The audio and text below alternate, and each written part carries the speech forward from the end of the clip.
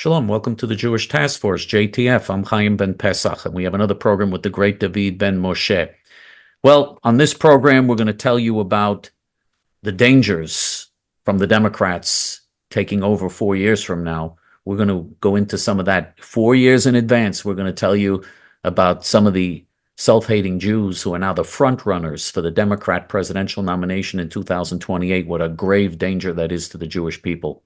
If we have a self-hating Jewish president, we're talking about people that are going to surprise you. Jon Stewart, the comedian, is being seriously talked about as a candidate for president. And of course, the governor of Pennsylvania, Josh Shapiro. And we're going to talk about some bad appointments from Donald Trump. We spoke last week about some of his good appointments, and some of his appointments are good.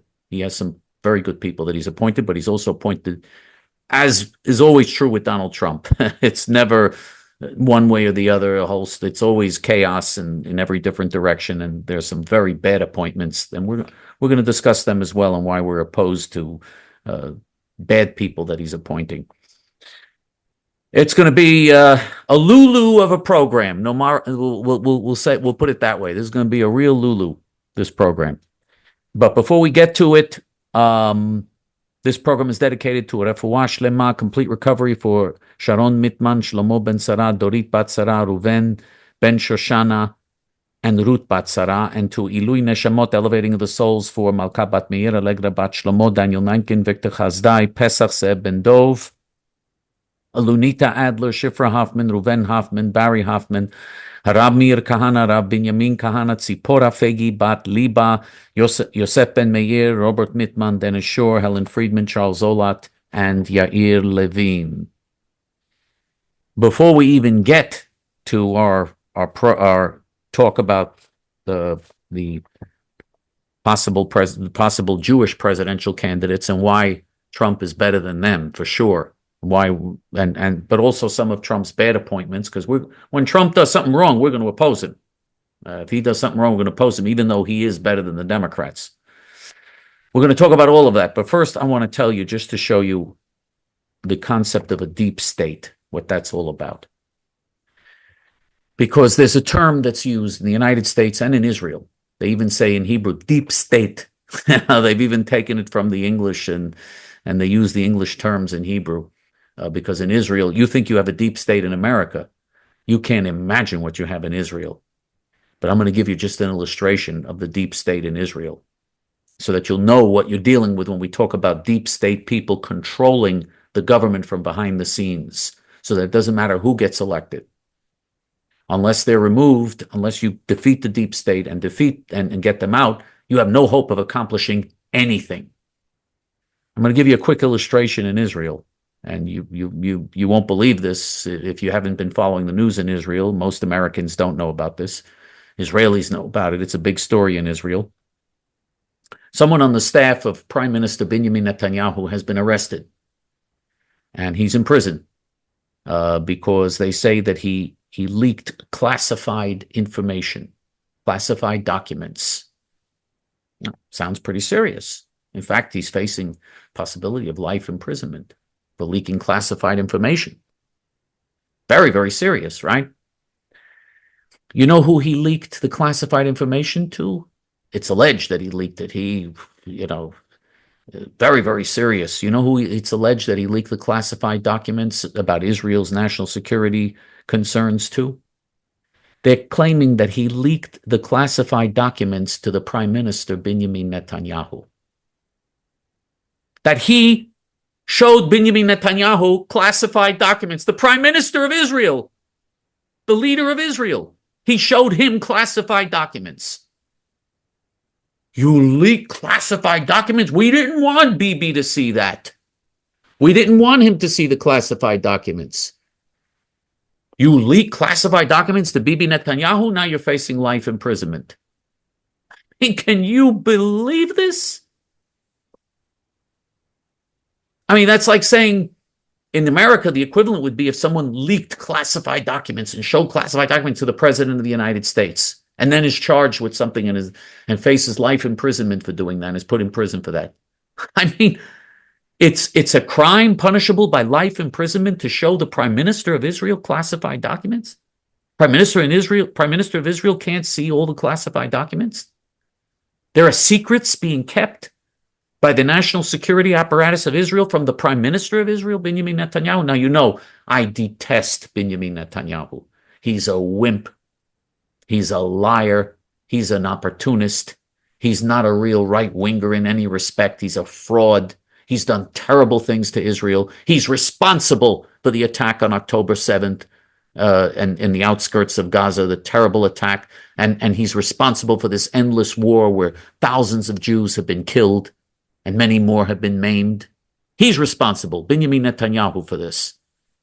So I detest him. But for some reason, there are people in the government, in the deep state, that think he's not left-wing enough. He's not establishment enough. We don't want to show him our classified documents. And so they actually have a situation where they have the cooperation of the equivalent of Israel's Attorney General, who's called the advisor, anyway, crazy system they have in Israel, but the equivalent of Israel's Attorney General cooperating, and the praklitut means the prosecutor's office, cooperating and arresting, together with the Shabak in Israel, the Shabak is the Israeli KGB, arresting someone who worked for Netanyahu in his office and showed him documents. He's showing documents to the prime minister. Can't do that. I mean, it's just, it's really beyond unbelievable.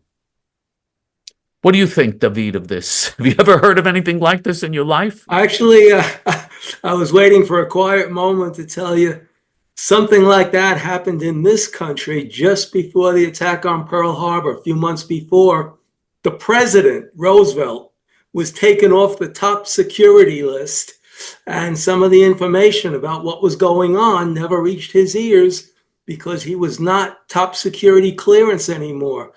So the insanity is not confined to Israel. I think the insanity is defined to any Western government. The only thing is, now the president is in charge of everything, and in Israel, you would think the prime minister would be in charge of everything, but it seems like he's not. They have key information kept from him. So how do you expect him to lead a country if he doesn't have all the information at his fingertips? Not just that, but if they're keeping essential national security secrets from the prime minister, he doesn't even know what's going on in his own national security apparatus.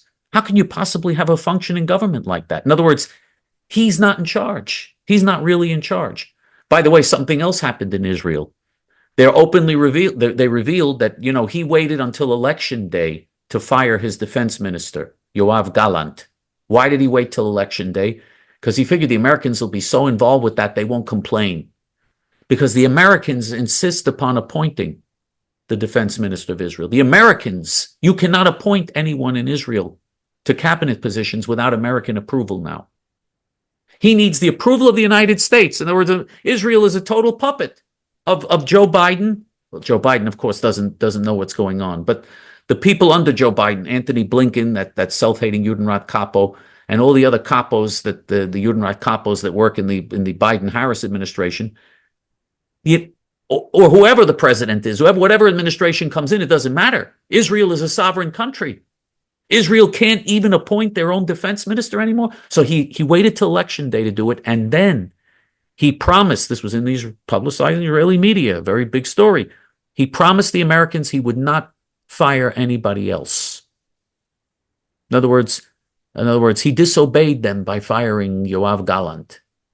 And he did it on election day because he had to do it because his government was going to collapse if he didn't do it. They were going to bring down his government. It's a parliamentary system. If you lose your majority in the Knesset, in the parliament, your government falls, and then you have to have new elections. So to save his government, he fired Gallant, but the defense minister, but he promised the Americans he's not going to fire anybody else. He had to promise and reassure them that he's not going rogue. The prime minister is not going to make decisions in his own country. He's not going to go rogue. He's not going to dare to do anything that Kamala Harris and Anthony Blinken don't approve of.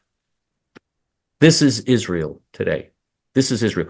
Do you think Israel can win wars like this when the United States' objective is that Israel not win? Can Israel possibly destroy Iran's nuclear bomb-making program when the United States' objective is to allow Iran to build its nuclear bombs? Can Israel possibly defeat the terrorist regimes that surround her when the United States tells Israel you're not allowed to strike at Iran's oil-producing capacity, and that the United States allows Iran to have oil production? By the way, the Biden-Harris administration, to show you how bad it is, they've been removing sanctions on Iran and instead imposing sanctions on Israel now. BDS-type sanctions. Does everybody know what BDS is? That's the boycott of Israel, the complete boycott of Israel. They're imposing sanctions on Jews in Israel and on Jewish organizations like Amanah, which is an establishment organization. Even they're getting sanctioned. Thank God Donald Trump won the election. If he hadn't won, who knows what would have happened? Who knows what they would have done? Now they're just going to be in office another couple of months. But if Trump had won, if Trump hadn't won the election, they'd have over 4 years to do whatever they want. And there would have been a real danger that they would have taken action they wanted to start sanctioning basically all the Jews in Israel. And JTF and JTF, our organization, they would have said, "Oh, you're supporting the Jews in Israel. You're not allowed to support the Jews." Can you believe this? Can you believe this? Thank God that Kamala Harris was defeated. This is what was at stake. 4 years from now, this danger will come up again. What if the Democrats win 4 years from now? There'll be a danger of this coming up again. And look at who they want. I'm looking at the people that they're saying they want to support. The Democrats want to nominate for president in 2028. They're reviewing why they lost. Okay? They lost because they're arrogant, evil, snob-nosed, elitist scum, and working class Americans voted against them. And yes, working class Americans liked it when Donald Trump was in the garbage truck. When he was going around the garbage truck to say we're not garbage. And that I'm not ashamed to walk around with working class people. And when Donald Trump went to McDonald's, that's why he won. Okay? Kamala Harris would never do that. She would never do that. She was with Beyonce and Whoopi Goldberg. Whoopi Goldberg and Oprah Winfrey. Not one of them look human, by the way. But anyway, but she's, she was with them. I don't think they look human. It's just my opinion, By the way, Whoopi Goldberg, because we're going to be talking about Jon Stewart soon, whose real name is Leibowitz. That's his real name. He changed it to Jon Stewart. So we're going to be talking about, but in Hollywood, Whoopi Goldberg she's the last comedian in Hollywood with a Jewish last name. The only one with a Jewish last name in Hollywood is Whoopi Goldberg. Anyway, so this is, look at what we're talking about here. 4 years from now, look at the danger we're going to be in. What if the Democrats win 4 years from now? You don't think that's dangerous for Israel, for American Jews, for everybody? That's not dangerous, the situation we're in? I know people will think, 4 years is a long time from now. Don't bother us with that. No, let's talk about it now. It's a danger. 4 years can go pretty fast. It's a danger. 4 years goes very fast. Right. Take it from someone who's been in the world 68. I've been in the world 68 years, and that went fast. So 4 years can go very fast.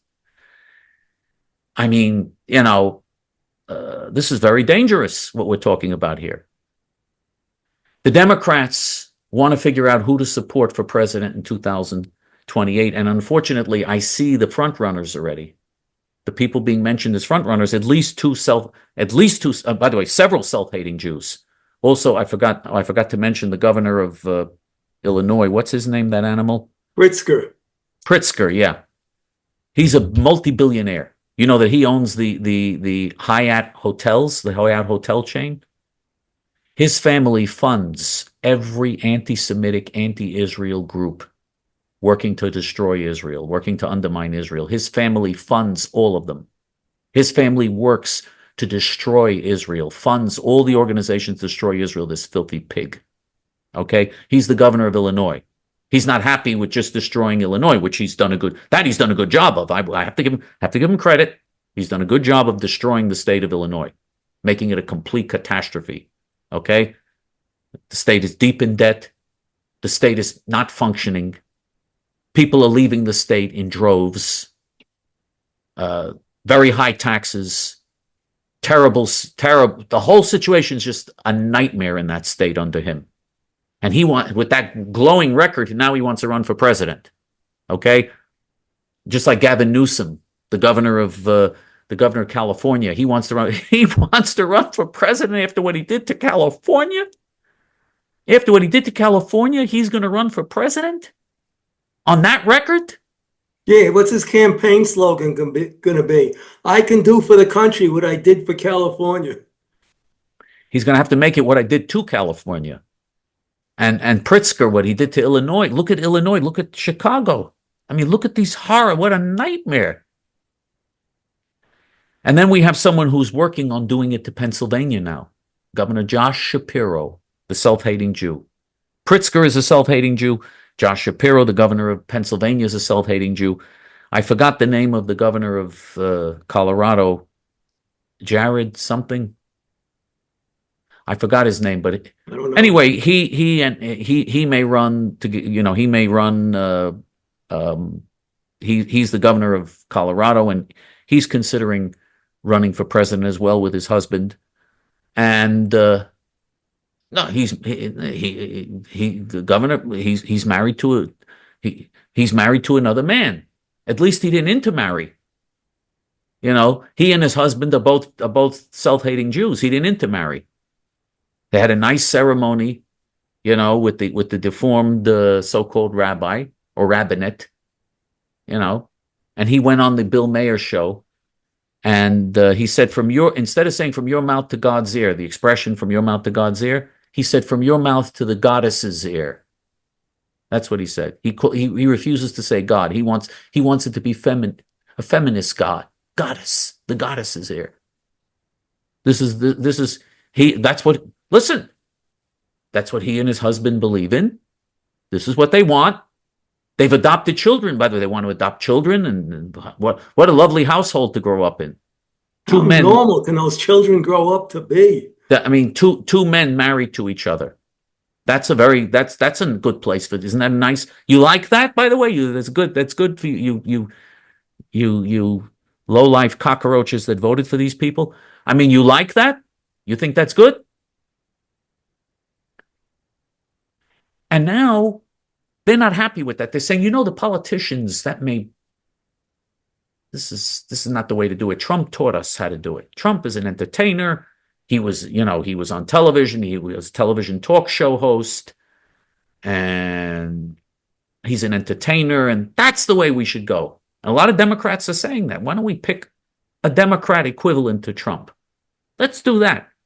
And they've been saying this. If you look in the internet and look all over, a lot of people, there's serious discussion among major political operatives in the Democratic Party. And they're saying the person that they would like is Jon Stewart, the comedian, whose real name is Jon Leibowitz.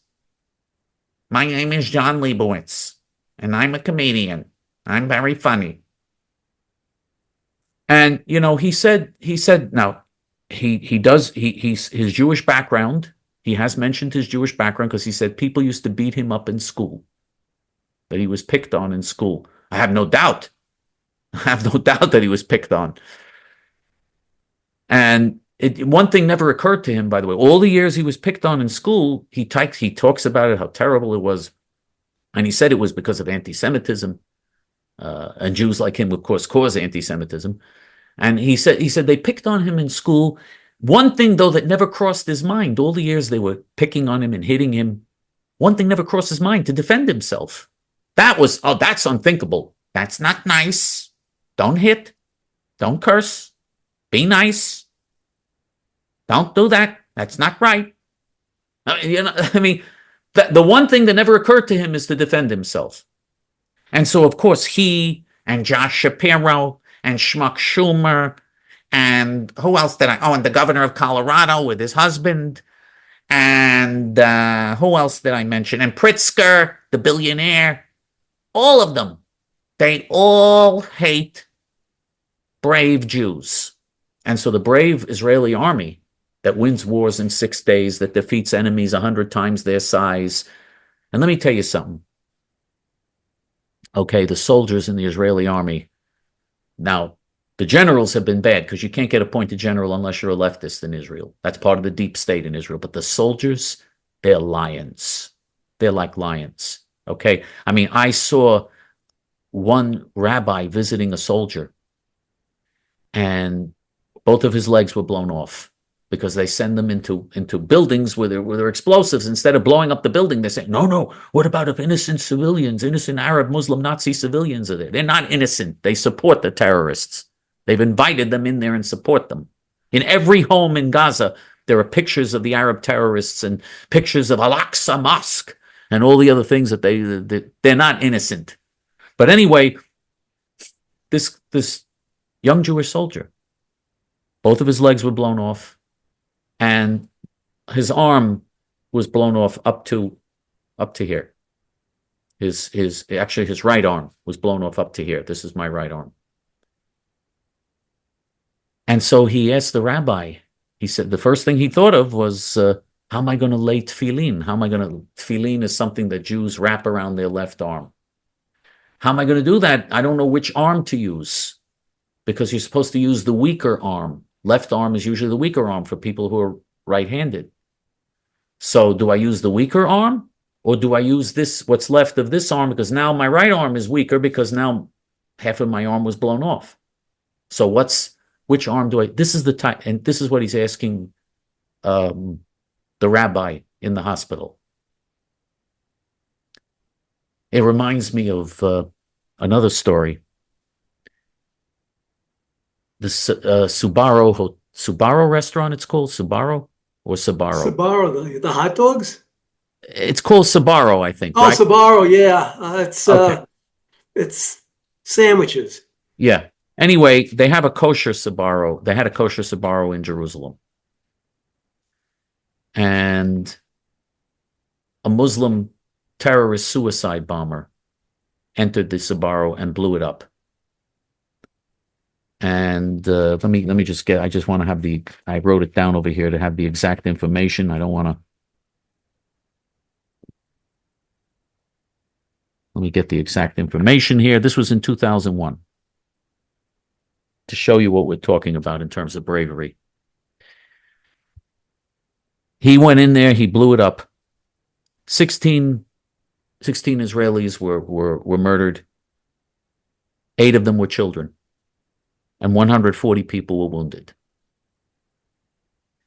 Now, there was a father who went there with his 3 small children to get them something to eat. They were traveling in Jerusalem and they're visiting relatives, so he wanted to get them something to eat. A father and 3 small Jewish children. Jewish father with 3 Jewish children. And after the explosion, all 4 of them were still alive, but they were seriously wounded. And so one of the children, his son, said to the father, said to him, Abba's koevli, but dad, Abba's dad, but Abba, it hurts me. I'm hurt. It's hurting me, because he was hurt from the wounds. And his father said to him, I know, but we have to overcome the pain, and you have to repeat after me. And he and the 3 children repeated Shema Yisrael, which is, Hear, O Israel, the Lord is our God, the Lord is one, the Jewish prayer of faith. He made them repeat it, even though they were in tremendous pain from the injuries. All 4 of them died. All 4 of them, they were seriously wounded. All 4 of them died. But before they died, they repeated this Jewish prayer. Now I ask you, do you think heroic people like this are going to be defeated? They're not going to be defeated. They're going to win and they're going to bring redemption to the world. But compare them to the Jews in America that we've spoken about, to Jon Stewart, who does broadcasts attacking Israel and supporting the Arab terrorists who do these attacks. That's Jon Stewart, Jon Leibowitz. Well, we have to, after all, the Palestinian people, and we have to be concerned about their rights. And this is Jon Leibowitz, okay? Or Pritzker, whose family funds those organizations that enable the Arabs to carry out these attacks in the end. Because of those organizations, the Arabs in the end have the power and the ability to carry out those attacks. Because they don't take action against Arab terrorism, thanks to those left-wing organizations that the Pritzker family, the owners of the Hyatt Hotel, by the way, Hyatt Hotel should be boycotted. The owners of that hotel give huge amounts of money to organizations that work to murder the Jewish children like these children in the story. Or Governor Josh Shapiro, who says he's pro-Israel. And by the way, they didn't want him because he visited Israel and because he's a Jew. They didn't want him. If you recall, he was considered for vice president, but they didn't want him because he visited Israel, and they said, and he's a Jew. So they assumed that's pro-Israel. That's too pro-Israel. So the left vetoed his nomination. But now they're saying in 2024, we shouldn't have done that. Now we should pick him. Josh Shapiro supports creating a Palestinian terrorist state in Judea, Samaria, Gaza, and Jerusalem that will make Israel indefensible, that will turn all of Israel into a killing field, a Holocaust, area for a Holocaust. That's what Josh Shapiro wants to do. That's the type of so-called Jew he is. And Jon Stewart and all the other self-hating Jewish Democrats want the same thing. So that's what we're facing. And I didn't even get a chance to talk about Matt Gaetz, who's the Trump nominee for Attorney General. Maybe next week we'll get a chance to talk about that because he's terrible. He's a Nazi. You have some good Trump appointees, but Matt Gaetz, terrible. He invited an outright Nazi Holocaust denier to come to his speech in the House. That was his guest in the House.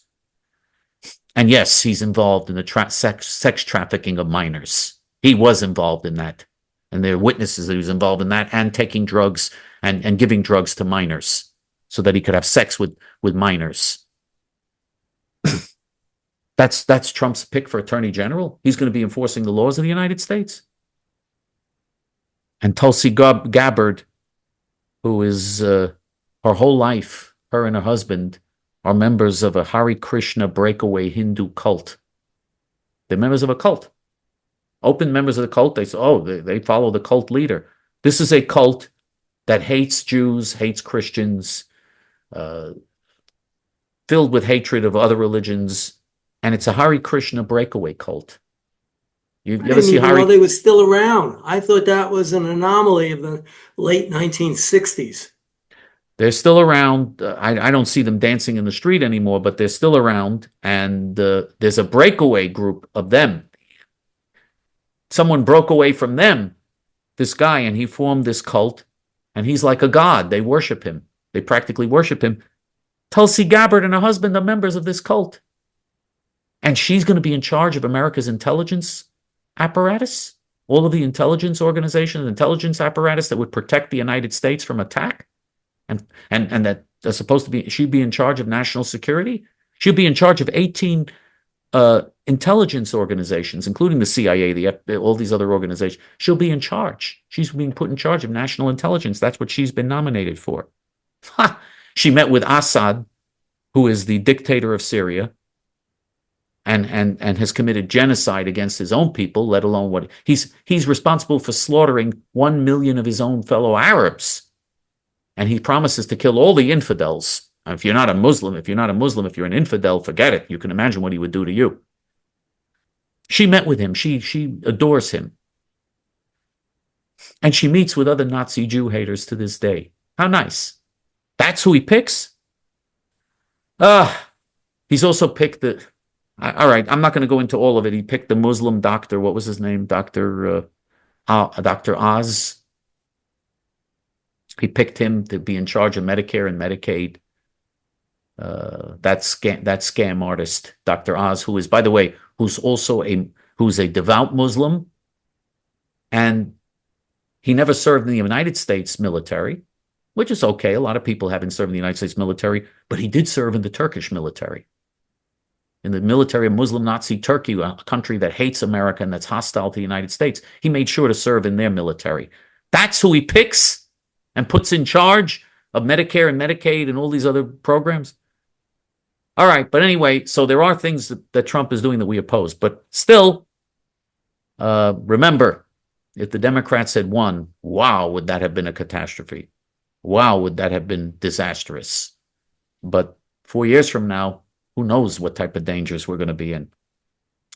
Just so that you'll be aware that America is living on borrowed time.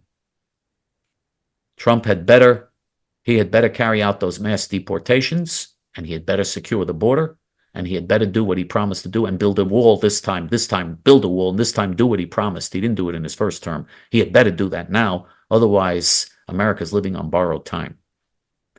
That's my opinion. It's one Jew's opinion. David? Oh, before we get to that, of course, people should be supporting JTF now more than ever. After what you heard here, you should be supporting JTF more than ever. To support the heroic Jews in Judea and Samaria. We got 4 years now here to do it before the Democrats take over, God forbid, and then I don't know if they're going to allow us to do it anymore, to support the Jews in Judea and Samaria. I don't know what the Democrats are going to do 4 years from now if they take over, God forbid. But you have a chance to support them now and strengthen them now so that they'll be so strong and there'll be so many of them that there won't be a Palestinian terrorist state. And by the way, Trump, in the Trump plan, also calls for a Palestinian terrorist state. So we're in trouble. We're in danger even under Trump creating a Palestinian terrorist state. There's a danger here. We have got to strengthen the heroic Jewish pioneers in Judea and Samaria. Now more than ever, we need your help to do that. Here's how you help. You go to our Hebrew main page, hayamin.org, and you click on the donate button, which is in English. The page is in Hebrew, but there's a donate button on top in English, and you click on the donate button, and you can very easily and conveniently donate online. If you don't want to do it online, if you want to do it through the regular mail, you send checks and money orders made out to JTF, and you send it to the post office box, which is JTF P.O. Box 650327, Fresh Meadows, New York 11365. David?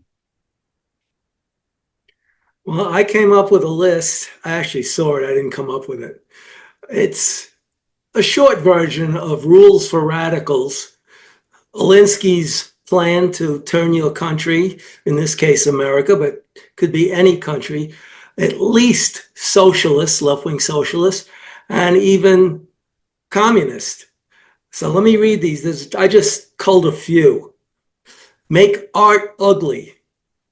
And you could see today's art. It's nothing like Da Vinci or Michelangelo. It looks like a kindergartner painted most of them. You're talking about Saul Alinsky? Yeah. Okay. His Rules for Radicals. Okay. Make porn free. By the way, you know that Obama was a follower of his. You know that Barack Hussein Obama. I know. One of his many followers. I'm sorry. Go ahead. I know. It's Obama who's the Wizard of Oz behind the curtain, pulling the strings. Mm-hmm. Make God a joke. Make food poisonous. Make dads optional. Make politicians rich. Make money worthless. Make buildings oppressive. Make men and women compete, and we see the results of that. Make children hate their ancestors, and we see that in the schools. Of course, you want to focus on the children. You want to hit all of this, but you want to focus on the children. Like Hitler did with the Hitler Youth. They were the most radical, amongst the most radical. And the left-wing youth in the 1960s said, when they saw they weren't getting anywhere, they said they were going to get a hold of our children and brainwash them. They were going to take over the schools, which they certainly did. And now we have complete dumbbells coming out of high school who can't read at a 4th grade level, can't tell time on an analog clock, don't know how to give change if you're using money. Today, everything is credit or debit card, but a few older people can't keep up with technology, so they still pay with money. And you come out of school, you don't know how to give change. If something is, say, 51 cents, and someone gives the cashier $1, they don't know. They have to give 50 cents back. They take the penny and give it back to you and tell you, you gave me too much. I don't think I missed anything major on that list. No, and what about the high school graduates? Not high school students, high school graduates who got a diploma from high school. Over 1/3 of them didn't know that Mexico is on America's southern border. Or Canada's on the northern border. Canada, okay, maybe also. Yeah, maybe also. I didn't see, but I saw in this particular study, they asked about Mexico. Who's on the southern border? Over 1/3 of American students, American high school graduates who got the diploma. I don't know how you gave diplomas to people so stupid, but they got the diploma and they don't know who's on America's southern border. And they have no idea what the 4th of July is for. Oh, another thing. 40% of them, I think it was like 40% of them, couldn't find the United States on a world map. They didn't know where the United States is. Some of them picked Asia, some of them picked Africa, which may not be that far off. But, but they picked, I mean, I'm sorry, go ahead. No, that's fine. When the few that knew the 4th of July is Independence Day, and they're asked who we get our independence from, the two most common answers are Russia and China. One said France, another one said England. Then they said, no, France. Well, they said France, and they said, well, they're really the same thing. They have no clue. Name 3 countries other than the United States. And they named 3 states within the United States. They couldn't name 3 other countries. At the University of Pennsylvania, I'm sure the Jewish students there feel very safe. The security guards are black Muslims walking around with PLO headdresses on. So that's going to protect Jewish students. Even regular, uniformed, normal security guards don't protect Jewish students in most cases. You're on your own. I saw one school, I don't remember which one it was, might have been University of Berkeley, where they ushered Jewish students into the library and sealed the doors. And the PLO and their allies were trying to break in and get their hands on them. Can I suggest something radical? When are these Jewish students going to decide maybe to defend themselves? I mean, I know that sounds radical, but aren't people allowed to defend themselves? Why don't they just defend themselves? Israeli Jews are able to do it. You mean these Jews in the University of Pennsylvania are not able to do what their brothers and sisters in Israel are doing so successfully? Why don't they learn something from Israeli Jews? Anyway, I'm sorry. Well, last year we had the Hanukkah lighting ceremony, and of course it's 8 days. 7 of them were at the mall here, and the mall is more than 1/3 empty, but that's where they lit Hanukkah candles. The courthouse here, there's no separation of church and state in my town. The courthouse has well over 50,000 lights for Christmas, so they decided to light Hanukkah candles there, and an Israeli person told me, and he was going there, and he was going to go armed. So I took my Hellcat pistol. I couldn't find my holster, so I had it in my pants, and it was pulling my pants down all evening. But if they do that again this year, I have my holster this year, so I'll be able to go there. And if there's any trouble, at least the 2 of us are willing to defend not only ourselves, but everybody else there. Hopefully my pants won't fall down in the middle of Times Square. And what's going on in Ukraine? The U.S. is stepping up the action, sending missiles to Ukraine to fire on Russia. Are they purposely looking for a war to keep Trump out of office? Biden steps down, Harris becomes president. and she cancels the inauguration. You say it can't happen? The Democrats could do anything. Even if the Supreme Court says it's unconstitutional, half the time the Democrats don't listen to the Supreme Court. They find a way around it. Well, they're not gonna cancel the inauguration, but they will. But they're going to do everything they can to undermine the United States. They hate this country, and they will do anything they can to undermine the United States. And they do literally hate the country. Well, the United States, I think, is the only country where vast numbers of people, hundreds of millions, well, at least 100 million, hate this country, but they refuse to leave, including all the celebrities. They kept saying if Trump gets elected, they're going to leave. Years ago, if Bush gets elected, they're going to leave. Why are almost all of them still here? I remember they certainly Nixon. can afford I remember a ticket. Nixon. Remember that even with Nixon, they said that. I don't know if you remember. They used to say that about Nixon. That's more than 50 years ago. And they're still here. You have students on college that hate this country, literally out and out just hate it. And when asked if they're planning on leaving, it's like, what? But no, I'm not going to leave. Well, if you hate it, why don't you leave? This is the only country that I know of where you can hate the country, but it's too good to leave. You remember the bumper sticker in the 60s, love it or leave it? Yeah. Nobody left it. Very few. And the few that did came back. A long time ago, I told you about artificial intelligence, AI. And I said it could become really dangerous. This isn't dangerous, but it just shows the extent of how much it's improved. And this will become dangerous if this continues. They showed a narrator showing a man in the ocean. And they were saying his blood is magnetic, or is full of magnesium, or it has electric charges and it attracts fish. And it shows him floating around, and there's a school of about 100,000 small fish following him. It shows him with nurse sharks, which are relatively harmless, but nurse sharks can get mighty big. And there's about well over a dozen nurse sharks coming right up to him. And then there's another video where dolphins are playing with him because they're attracted too. And then there's another video where some of the sharks aren't so harmless and they come up to him. It turns out this isn't real.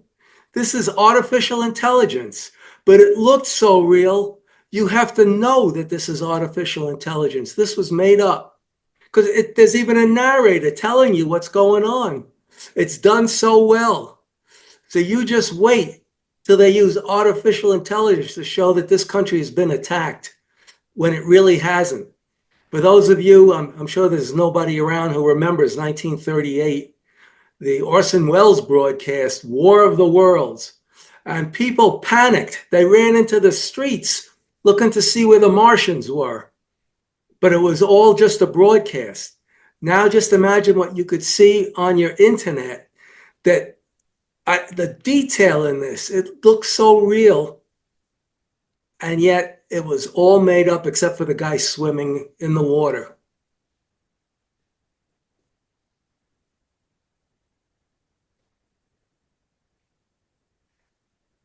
Proposition 478 in my town.